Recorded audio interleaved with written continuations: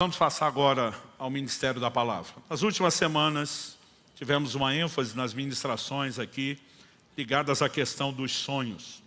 Eu vou falar um assunto parecido, mas usando outra nomenclatura, né? Quero falar a respeito de alvos, quero falar a respeito de metas que precisam ser perseguidos.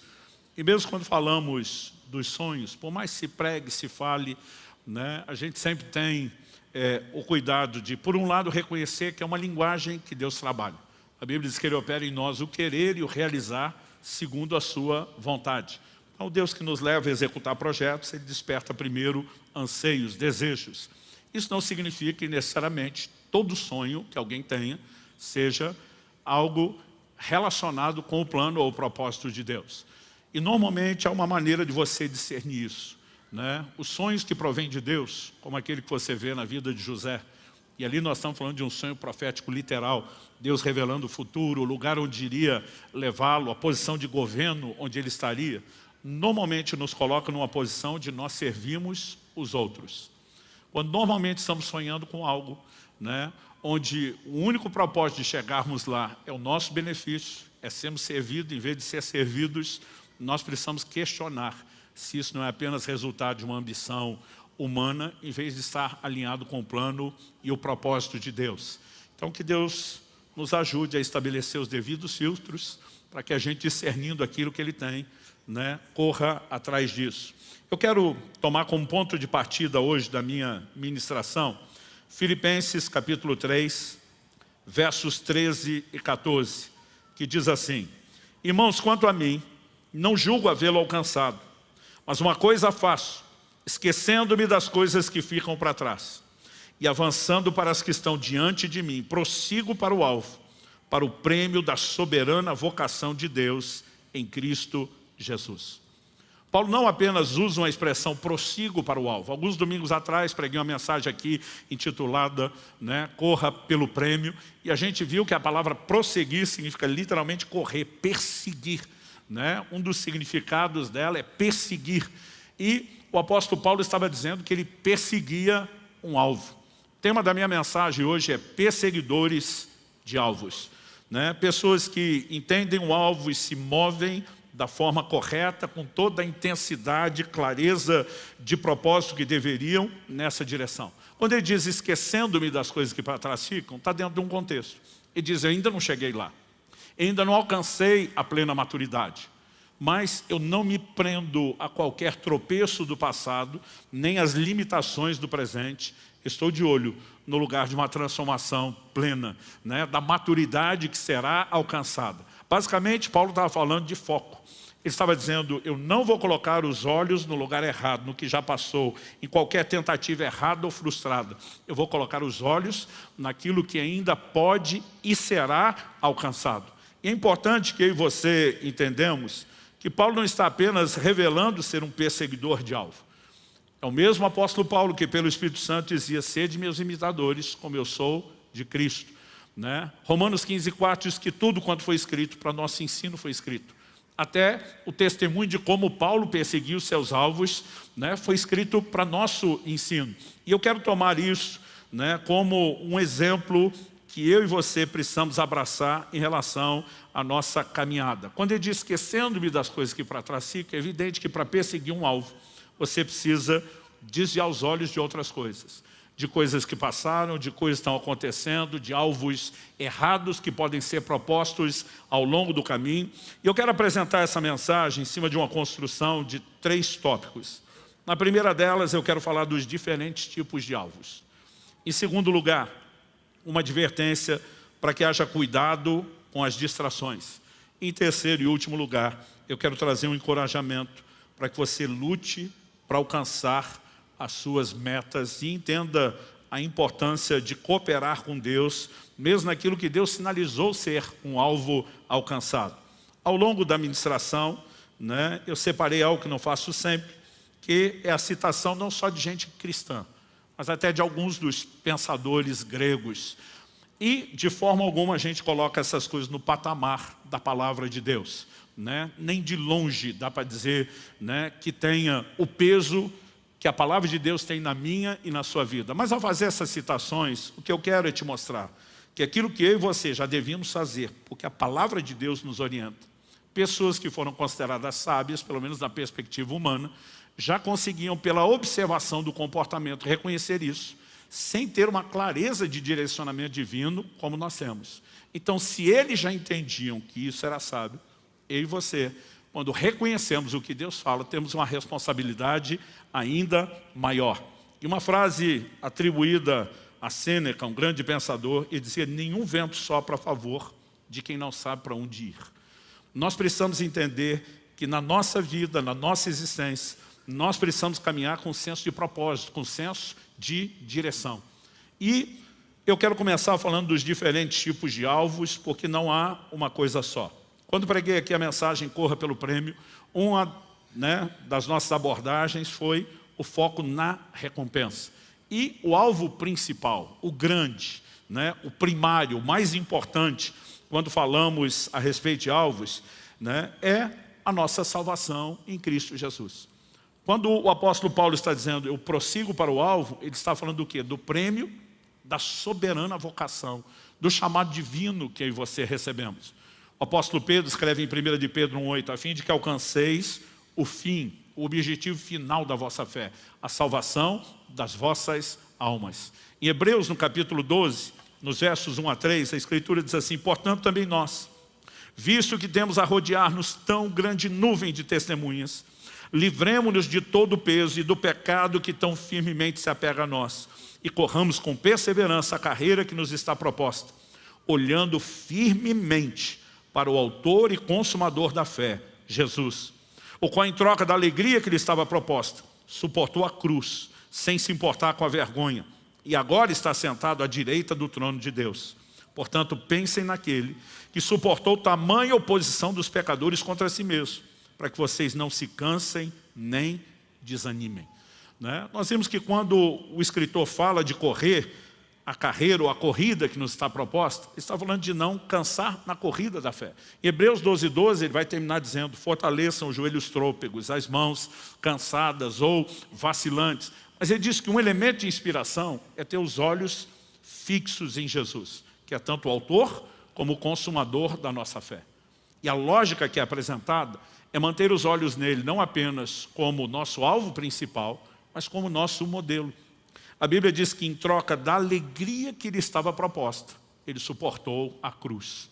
Basicamente, não importa o nível de sacrifício que se faça agora, a recompensa que vem depois, ela vai valer a pena. E diz, agora está sentado à direita do trono de Deus. Foi exaltado, alcançou a sua recompensa. Então ele diz, fiquem de olho naquele que suportou tamanha oposição dos pecadores, para que vocês não se cansem, não se desanimem. Em outras palavras, possam suportar também qualquer adversidade e não negociar o alvo principal.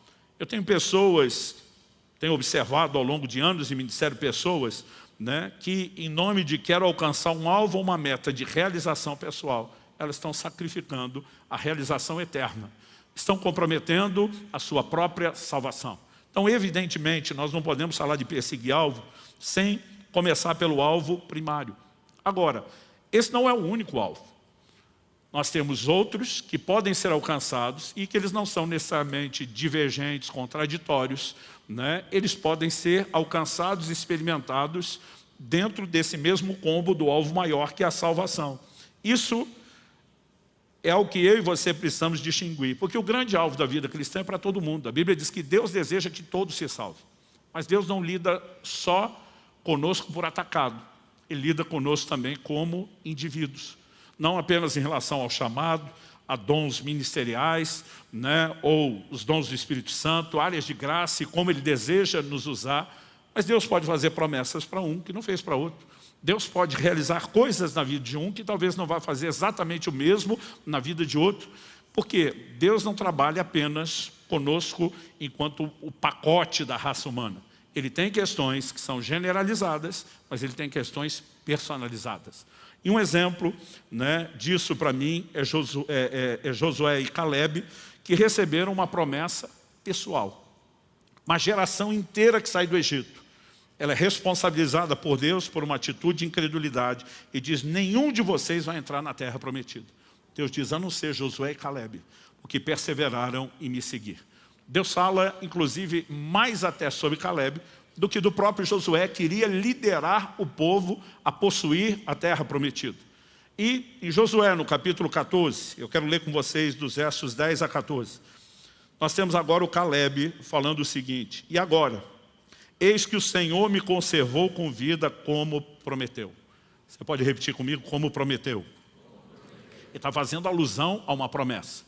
Ele diz, 45 anos se passaram, desde que o Senhor falou essas palavras a Moisés, quando Israel ainda estava no deserto. E agora eis que estou com 85 anos. Estou tão forte hoje como no dia em que Moisés me enviou. A força que eu tinha naquele dia eu ainda tenho agora, tanto para combater na guerra, como para fazer o que for necessário. Dê-me agora esse monte de que o Senhor falou naquele dia, pois naquele dia você ouviu que lá estavam os anaquins morando em cidades grandes e fortificadas. Se o Senhor Deus estiver comigo, poderei expulsá-los, como Ele mesmo prometeu. De novo, como Ele mesmo prometeu. Josué o abençoou. Deu a cidade de Hebrom a Calebe, filho de Jefoné, para ser a herança dele. Por isso Hebrom passou a ser de Calebe, filho de Jefoné, o quenezeu em herança até o dia de hoje, visto que havia perseverado em seguir o Senhor, Deus de Israel. Esse camarada, 45 anos depois disso, eu estou mirando uma promessa pessoal que Deus me fez. Não só que eu entraria na terra, mas que Ele me deu um monte mais difícil. Aquele do qual todo mundo disse que era impossível e que eu creio em Deus. Só não pude tomar posse na época pela incredulidade deles. Isso aqui é meu. Faz 45 anos que eu estou crendo. Faz 45 anos que eu estou esperando a promessa.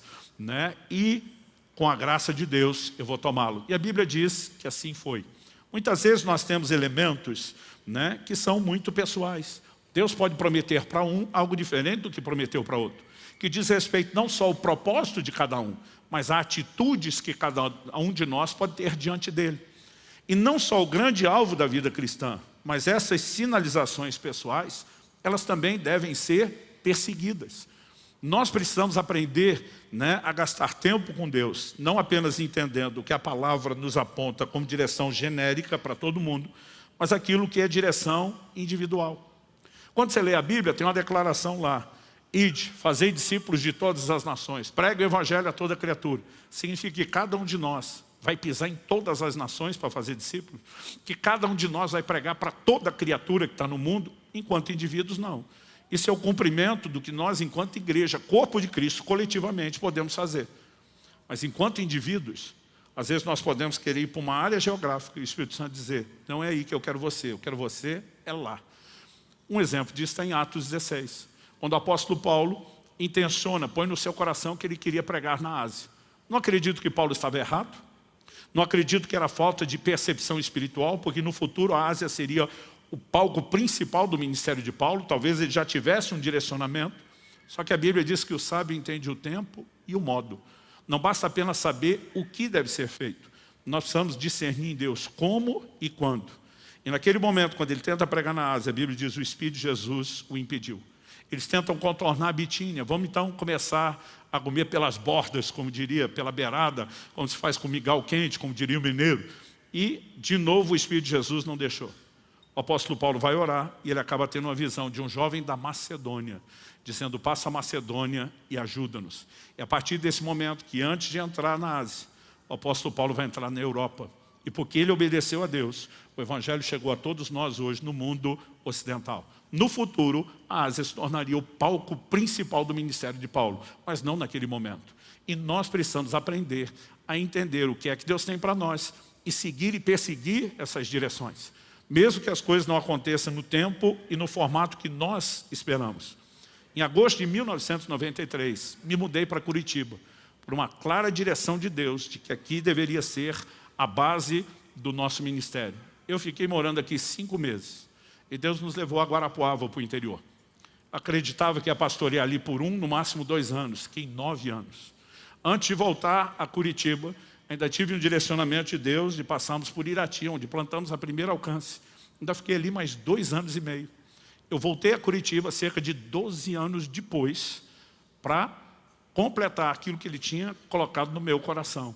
E muitas vezes você precisa entender o que é que Deus tem. né? A minha e a sua vida não vai ser guiada pelos outros.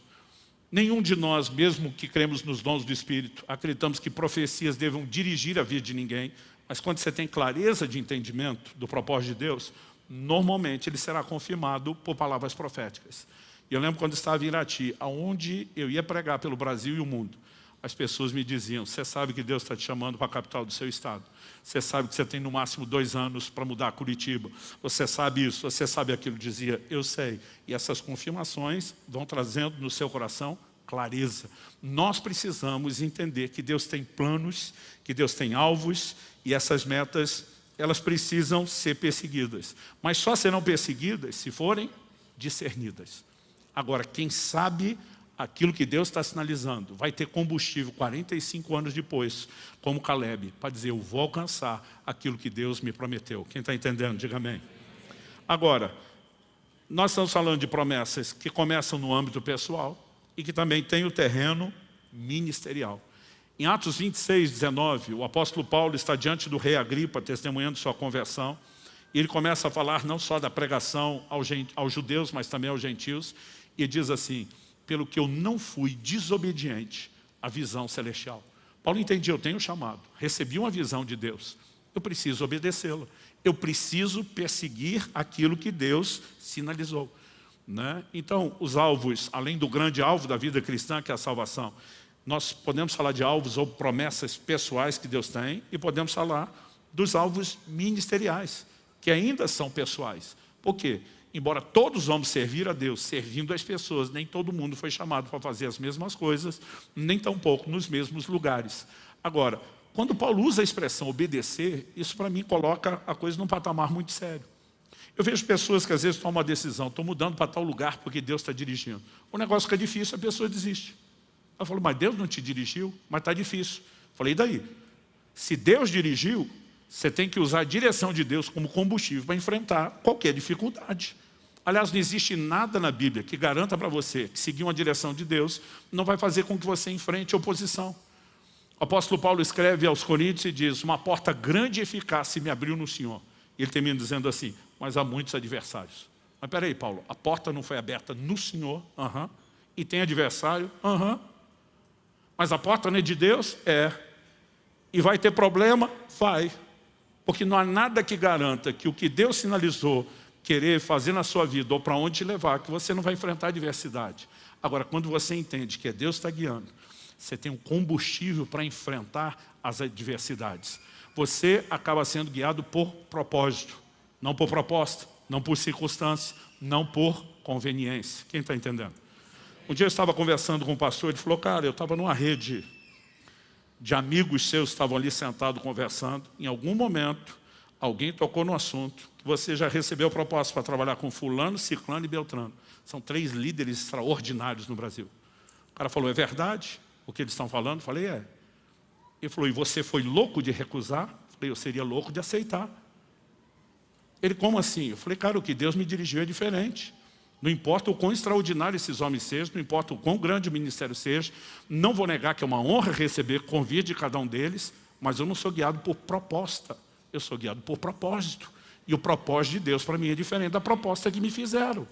Quem é guiado por proposta muda o tempo todo, porque as circunstâncias das propostas também mudam. E, gente, as adversidades sempre virão. Se você não tivermos combustível, nós não vamos perseguir as metas. Paulo fala, né, de pessoas que são meninos na fé. Ele diz: são agitados por qualquer vento de doutrina. Tem gente que muda de acordo com o vento da doutrina, tem gente que muda com o vento da circunstância, tem gente que muda com o vento da proposta. Nós precisamos ter clareza de propósito para poder buscar e perseguir isso. Agora, seja os alvos pessoais ou mesmo aquilo que a gente pode classificar ministeriais, a gente acredita que eles também podem ser diferentes de acordo com as diferentes fases da vida. Então, por exemplo, o apóstolo Paulo diz em 1 Coríntios 13, verso 11: quando eu era menino, falava com menino, sentia com menino, pensava com menino. Quando cheguei a ser homem, desisti das coisas próprias de menino. Né? Então ele está dizendo, tem coisas que tinham uma importância nessa época, que nessa fase da vida não vão ter. Tem comportamentos ou coisas a serem feitas que cabem numa fase que não cabem na outra. Então, por exemplo, eu lembro quando garoto, solteiro, a meta primária era casar.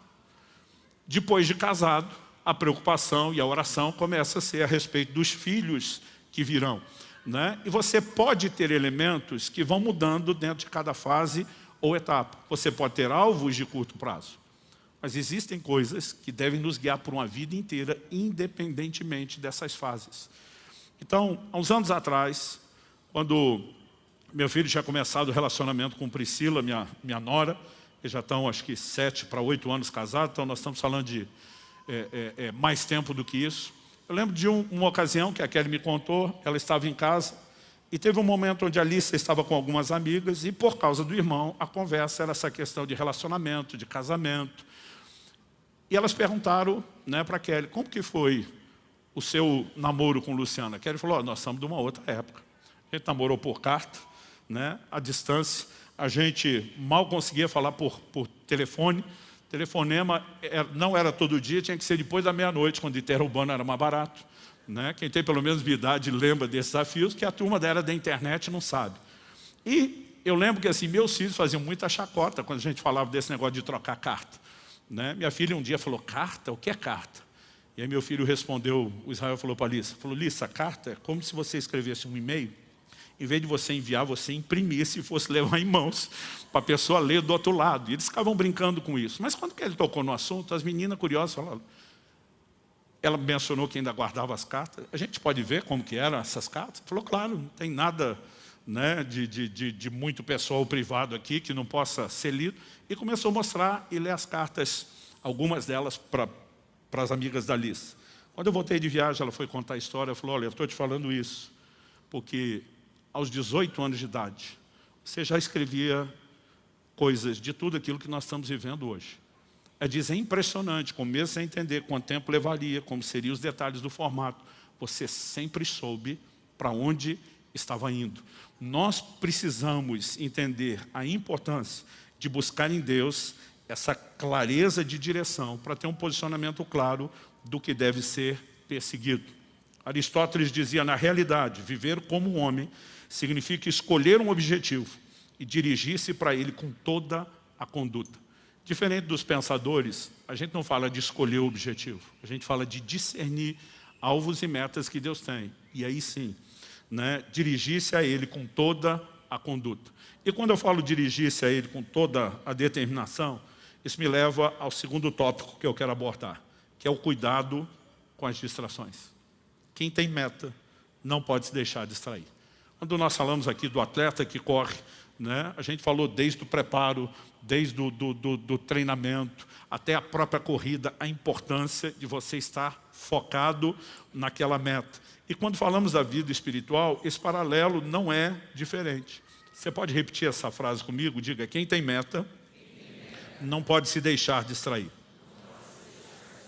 Agora, eu quero falar das principais, não de todas. Eu, assim, considerando ao longo da vida, eu vejo 3 grupos principais de distrações quando falamos de metas. O primeiro deles, adversidades. Quando você lê, por exemplo, o livro de Neemias, é impressionante o que esse homem de Deus fez.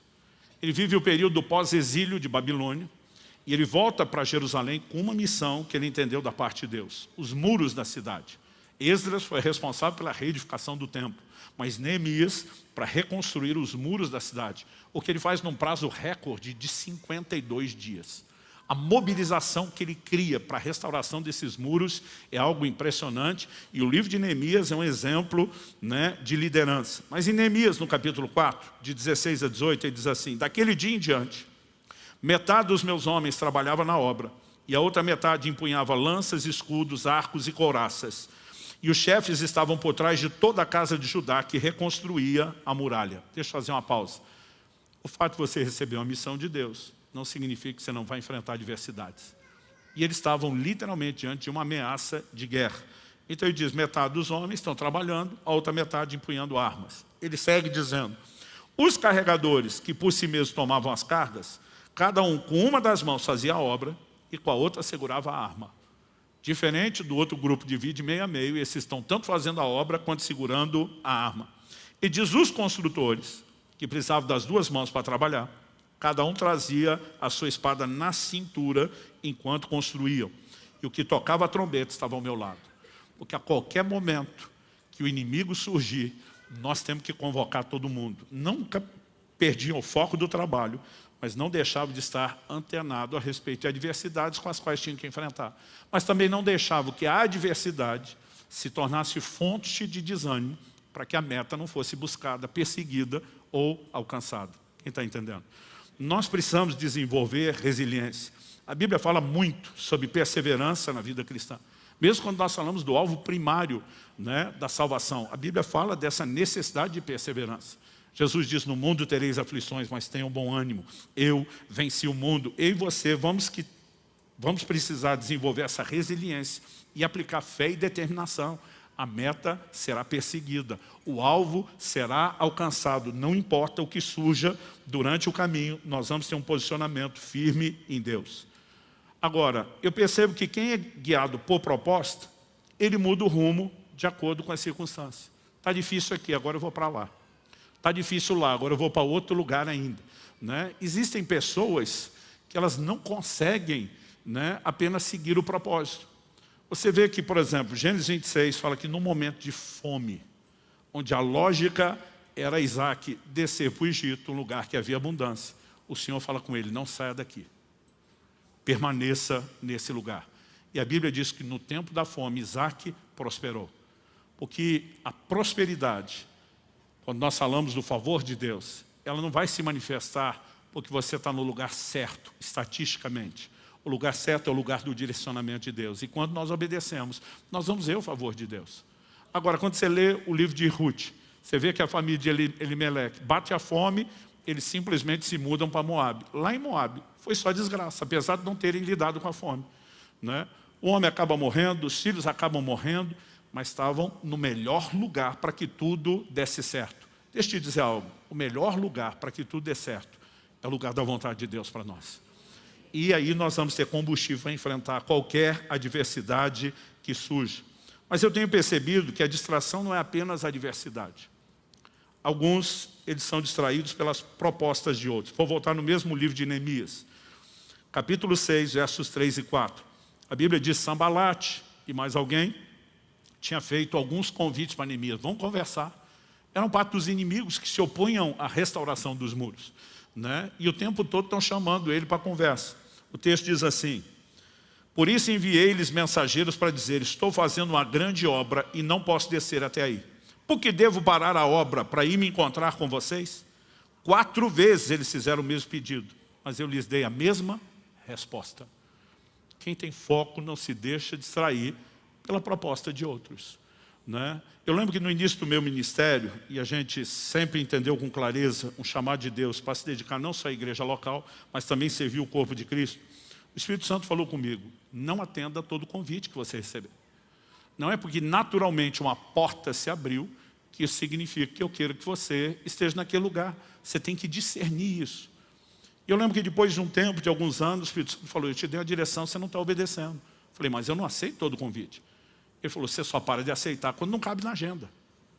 Aí você não está discernindo, você só está impossibilitado de atender.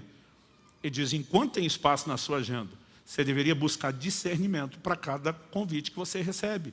Né? Às vezes a gente analisa, aquele ali é amigo, é colega, é parceiro, aquele ali está fazendo tudo direitinho, aquele ali tem o mesmo propósito. A questão é, Deus tem isso para mim ou para você? Eu percebi que ao longo do tempo as pessoas que fazem um convite, elas têm algo em mente, o propósito delas. E elas veem que você pode ajudar a cumprir o propósito delas. Mas nem sempre ajudá-las a cumprir o propósito delas é o seu propósito. Então tem pessoas que me chamam para algumas atividades que não cabe dentro daquela lista de prioridades que Deus estabeleceu para mim. E por mais que às vezes a pessoa seja alguém que você gostaria de atender, você vai ter que dizer, olha, não cabe. E tem gente que insiste. E a gente às vezes precisa aprender como Neemias, a continuar insistindo. Né? Se o não que eu estou te dando é por conta de um propósito, não importa quantos argumentos você use, do lado de cá nada deve mudar. Senão daqui a pouco aí você, né? Nós estamos literalmente como um Balaão. Né? Alguém chama, vem cá abençoar, não vou, não, mas eu aumento o preço, eu vou. Qual é o propósito dessa pessoa? ela não está sendo guiada, né, por um propósito da parte de Deus. Ela está sendo guiada por propostas. E pessoas são guiadas por propostas sempre vão acabar se perdendo. Falando inclusive das propostas, eu quero abrir aqui um outro desdobramento de uma distração, que é a necessidade de agradar os outros. Algumas pessoas, elas têm o dom de dizer não, mas outras pessoas têm a incapacidade de dizer não, porque elas se preocupam demais com o que as pessoas vão achar ou pensar. Mas olha o que Paulo diz em Gálatas capítulo 1, verso 10. Por acaso eu procuro agora o favor das pessoas ou o favor de Deus? Ou procuro agradar pessoas? Se ainda estivesse procurando agradar pessoas, eu não seria servo de Cristo. Paulo não está dizendo que a gente tem que ser desagradável com todo mundo, não é isso. Mas ele está dizendo que quem primeiro a gente tem que agradar é o Senhor que nos chamou. E, às vezes o desejo de agradar alguém pode nos colocar numa rota contrária a agradar a Cristo. Não no sentido, às vezes, de princípio, mas de orientação, né? De clareza de propósito. Então, nós precisamos entrar num lugar, né, de tamanho entendimento da nossa vida estar sendo norteada pelo que Deus dirige, a ponto de não se deixar simplesmente ser dobrado porque alguém botou pressão, né? A gente tem que ter a capacidade de botar a mesma pressão de volta, dizendo, eu estou sendo orientado por um propósito, não há a menor chance de eu negociar o propósito para agradar você, né? Então, se a gente começar a observar, e ao longo de anos, gente, eu já vi muita água passar debaixo da ponte, eu diria que esses são os 3 principais grupos de distrações, né? Gente que não sabe lidar com a diversidade, gente que não sabe lidar com propostas, porque acredito que, né, Deus só se move por meio de boas propostas, e gente que tem essa dificuldade, parece que sempre está na necessidade de agradar alguém. São pessoas que se perdem em relação à questão das metas. Citando mais uma vez Sêneca, o grande pensador, diz, temos, pois, de determinar qual deva ser o objeto do nosso querer, e a ele nos ater com perseverança. De novo, diferente dos pensadores gregos, a gente não determina sozinho o objeto do nosso querer. A gente discerne-se em Deus, mas depois persevera em buscar, né? A perseverança é uma virtude. Eu acredito que ela tem que ser desenvolvida, né? Eu sempre faço de vez em quando uma piada aqui, dizendo que eu me considero uma pessoa perseverante, determinada, obstinada.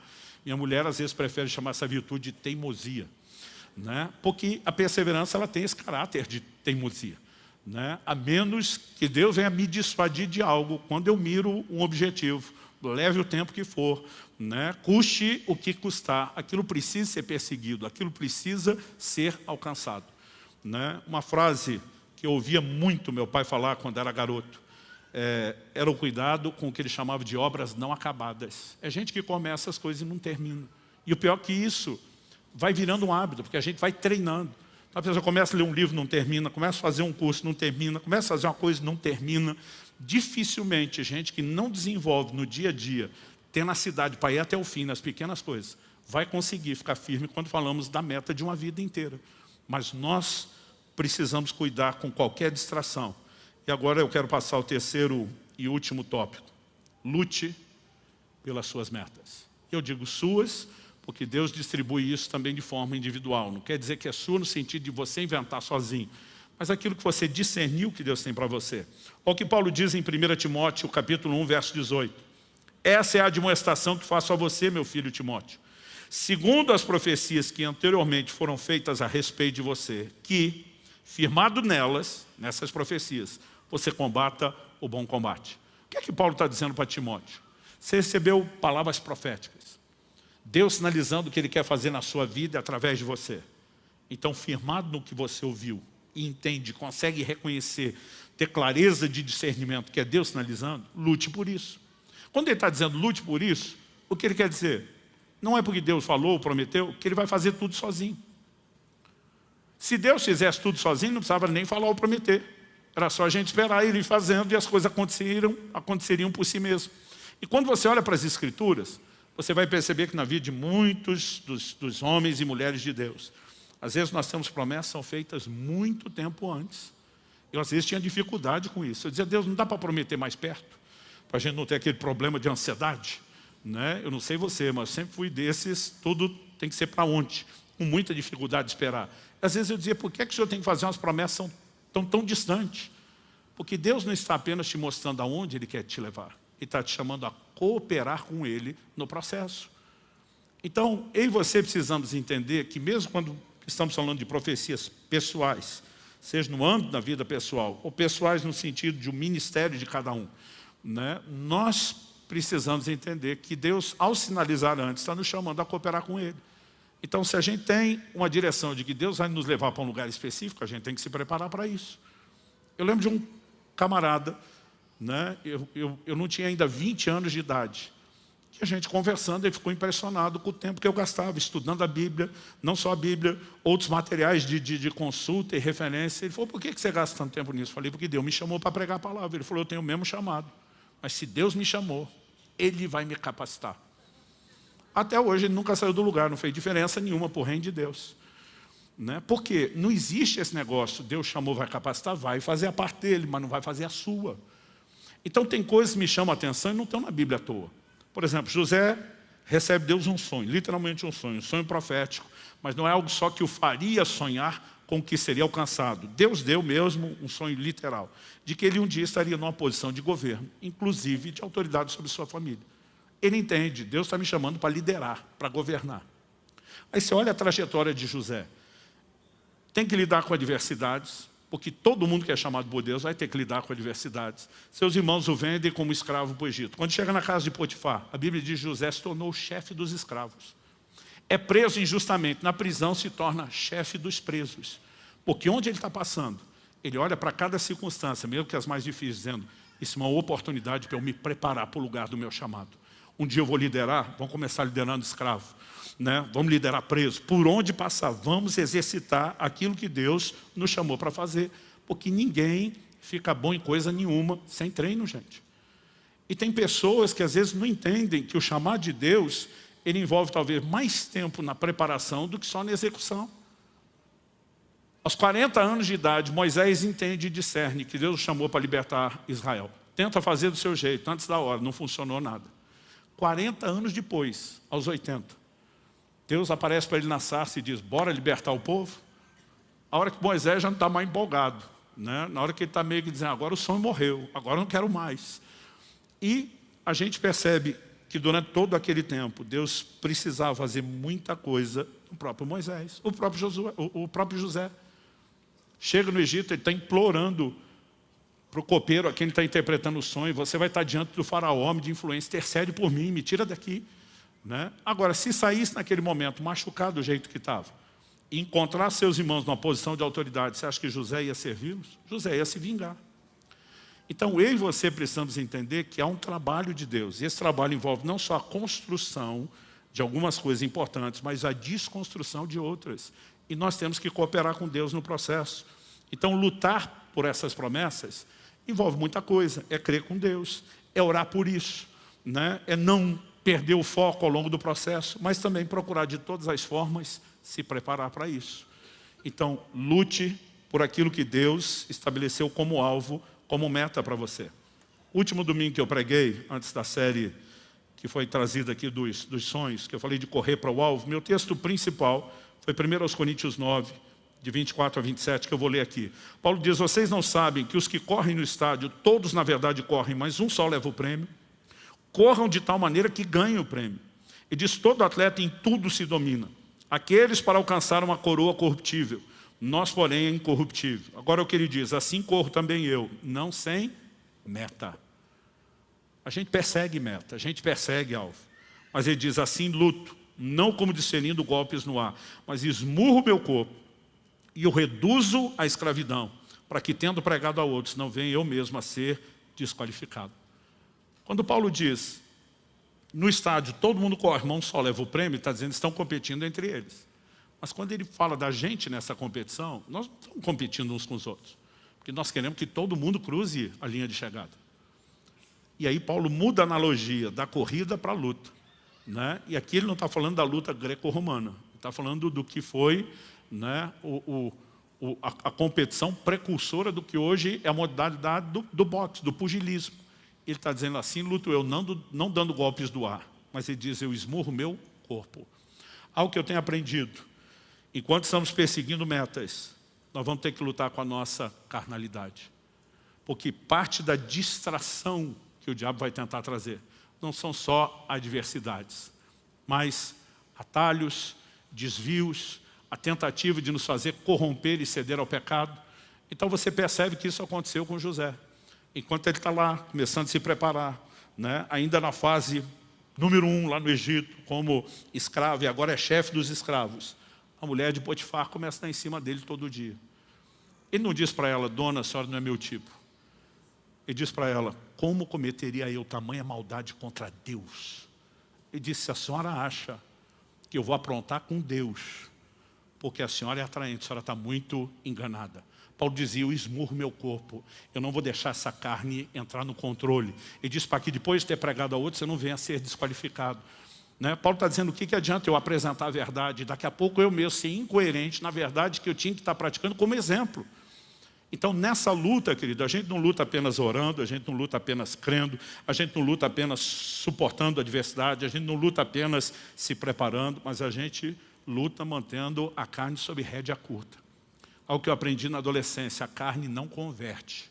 Tem que ir para a cruz todo dia. Tem que ser massacrada a miserável da carne, porque senão ela vai nos tirar do cumprimento do plano e do propósito de Deus. Quem está entendendo? Gerhard Boehme diz, quando você tem uma meta, o que era um obstáculo passa a ser uma etapa de um dos seus planos. Né? Eu e você precisamos entender isso quando as adversidades surgirem. Né? O que nós temos são desafios que vão nos preparar, que vão nos tornar melhores para um dia cumprir plenamente aquilo que Deus tem para nós. Davi diz, antes de encarar o Golias, eu estou treinando faz tempo. Eu já enfrentei urso, eu já enfrentei leão. E eu costumo dizer às pessoas, antes de derrubar gigante em público, você vai ter que derrubar muito urso e leão no secreto. Você vai ter que ter outras vitórias lá no secreto, antes de começar a vencer em público. E parte dessa luta, parte dessas vitórias, né, não são apenas contra inimigos externos. Nós precisamos aprender a manter essa carne massacrada. E eu quero encorajar você, persiga as metas e os alvos. Né? Entenda, o alvo primário está lá e tem que ser visto como primário. Eu vejo gente que em nome de, eu preciso ser feliz, ele está jogando fora uma alegria eterna toda por causa de um subalvo, que no fim das contas ele não vai alcançar coisa nenhuma.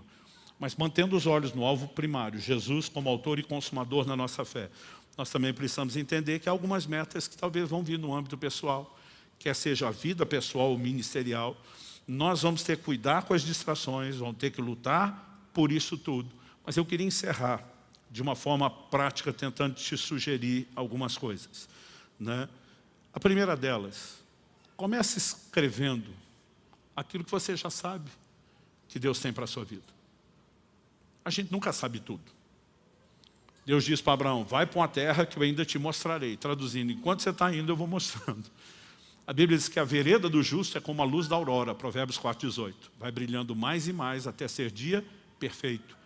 Então tinha coisas que lá, enquanto solteiro, eu entendia o resultado final, onde ia chegar. Mas não entendia processos.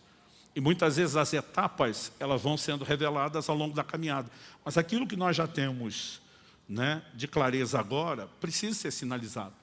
Eu uso a expressão escrever, né, mas eu sempre tentei me manter consciente disso de diversas formas, seja escrevendo, seja compartilhando com aqueles que são mais próximos, né, porque a gente precisa ter um senso de direção. Agora, siga também orando por aqueles desdobramentos ou alvos que você ainda não conhece. Né? O tempo todo, Senhor, que seja feita não a minha, mas seja feita a sua vontade, que haja revelação. Senhor, estou aqui mirando, né, a Ásia, como Paulo, daqui a pouco o Espírito de Jesus vai dizer, né, não. E esse não significa que é um não eterno, você nunca vai para a Ásia. Paulo acabou indo no futuro, mas no mínimo não é agora, não é a hora. Né? Agora, manter os alvos visíveis, né? Visíveis, seja na clareza de pensamento, de mente, ou às vezes diante dos seus olhos mesmo. A Bíblia nos mostra Jacó riscando umas varas. Aquilo era muito mais para a fé dele, né, do que necessariamente algo que iria alterar a composição fisiológica do rebanho que estava procriando. Ele fez um acordo com Labão e estava aplicando fé naquilo que Deus iria fazer. E nós precisamos, né, também desenvolver a resiliência. Seja persistente, seja perseverante, como um Caleb, dizendo, não importa o tempo que passou, eu vou continuar crendo, eu vou continuar esperando, eu vou continuar disposto a lutar, a perseguir, né? Nós precisamos desenvolver isso. Thomas Edison, aliás, não sei se você sabe, que a criação da lâmpada eletrônica que nós temos hoje, ela levou cerca de 1000 tentativas. Houve muito erro, muito, né? Mas em vez de haver frustração, você tinha uma pessoa resiliente. Thomas Edison disse, nossa maior fraqueza está em desistir. O caminho mais certo de vencer é tentar mais uma vez. Né? Então, quando eu chamo a perseverança de teimosia, eu acho que cabe bem aqui. Se Deus sinalizou, eu vou perseguir teimosamente, obstinadamente, até alcançar aquilo que Deus tem. Nesse início de ano, minha oração é que suas resoluções de ano novo sejam mais do que aqueles 2 tópicos que todo ano encabeça a lista de todo mundo. Emagrecer e sair do vermelho. Que Deus te ajude em relação a isso também. Mas que a gente possa estar perseguindo alvos claros, que dizem respeito não só ao grande alvo da vida cristã, e a gente não se distrai com ele, mas aquilo que Deus tem chamado cada um de nós a fazer. Né? A minha oração é que você, a semelhança de Paulo, imitando Paulo como quem imita Jesus. A Bíblia fala que no momento que Jesus está indo a Jerusalém, passa por Samaria, a Bíblia diz, perceberam pela resolução do seu semblante que ele ia para Jerusalém. Eu fico me perguntando, como alguém pode perceber na linguagem corporal para onde alguém está indo? Tem que ser a encarnação de muita determinação. Né? Agora, de alguma forma, que eu e você possamos, né, abraçar isso e ser não só imitadores de Paulo como perseguidor de alvo, mas Paulo era um imitador de Jesus e dizer, me imitem como eu imito Cristo. Que eu e você também possamos ser perseguidores de alvos, para não correr o risco de chegar a lugar nenhum, ou de acreditar que onde chegar, está bom. Que nós possamos confiar em Deus, mas também cooperar com Deus, para viver o melhor que Ele tem. Em nome de Jesus. Amém? Você recebe essa palavra? Feche seus olhos por um instante. Pai, eu oro por cada um dos meus irmãos e irmãs aqui presentes, por aqueles que nos acompanham online, ao vivo ou de forma gravada posteriormente. Eu oro que o Teu Espírito traga clareza, que haja discernimento, que haja tempo gasto diante do Senhor, buscando e ouvindo a Tua voz. Nós oramos que, além de toda a clareza de direcionamento genérico já nos apresentada por meio da Tua palavra, que cada um deles possa também, ó Deus, entender, discernir e buscar aquilo que é o Teu plano personalizado. Nós queremos ser perseguidores de alvos, gente que coopera com o Senhor, gente que não perde o foco, gente que não se desvia, gente que conserva-se firme, buscando, né, aquilo que entende ser não apenas um alvo pessoal, mas um alvo apresentado pelo Senhor. Que a semelhança de Paulo, possamos dizer, assim corro eu, não sem metas. Que possamos correr perseguindo essas metas e alcançá-las, não só para a glória do Teu nome, mas também para a inspiração de muitos outros à nossa volta. Nós oramos em nome de Jesus.